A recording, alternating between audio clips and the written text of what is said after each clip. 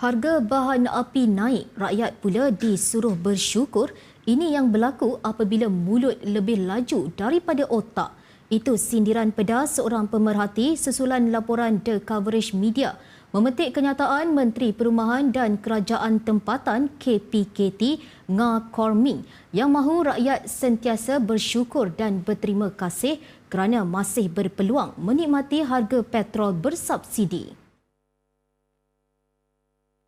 Menyifatkan kenyataan Kor Ming sebagai dangkal, tegas pemerhati rakyat tidak seharusnya dipaksa untuk berasa bersyukur apatah lagi dengan kenaikan harga diesel. Malah tegas pemerhati subsidi yang digunakan menampung kenaikan harga diesel bukan milik kerajaan, sebaliknya merupakan wang rakyat. Soal pemerhati ketika era reformasi apabila harga petrol naik hanya 20 sen, Kor Ming yang juga timbalan pengerusi DAP Kebangsaan bersama barisan pemimpin tinggi Pakatan Harapan PH sanggup turun ke jalanan berdemo untuk membantah. Kini dengan kenaikan sebanyak 80 sen, rakyat pula yang disuruh bersyukur berterima kasih kepada kerajaan madani. Sebelum ini, Berita 757 menerusi pemerhati yang sama berkali-kali menyarankan agar kerajaan tidak membezakan harga subsidi diesel antara Semenanjung dan Sabah Sarawak, sebaliknya menggunakan pendekatan yang sama supaya semua rakyat dapat menikmati penerimaan subsidi dengan adil. Pemerhati mendakwa terdapat jurang harga diesel antara Semenanjung dan Borneo iaitu sebanyak RM5.52 seliter, meningkat lebih 60% berbanding RM2.15 dengan subsidi menyeluruh. Bagi pemerhati, semua rakyat Malaysia berhak mendapat manfaat subsidi secara sama rata tanpa mengira tujuan penggunaannya. Dalam perkembangan berkaitan, bekas Ketua Penerangan MIC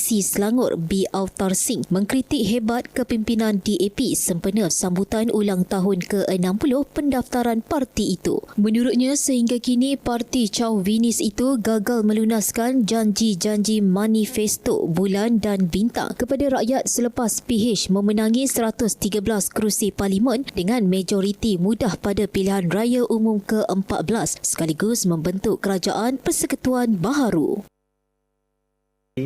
Menyambut 60 tahun 60 tahun kelentong rakyat Malaysia dengan kaedah-kaedah main sentimen perkauman,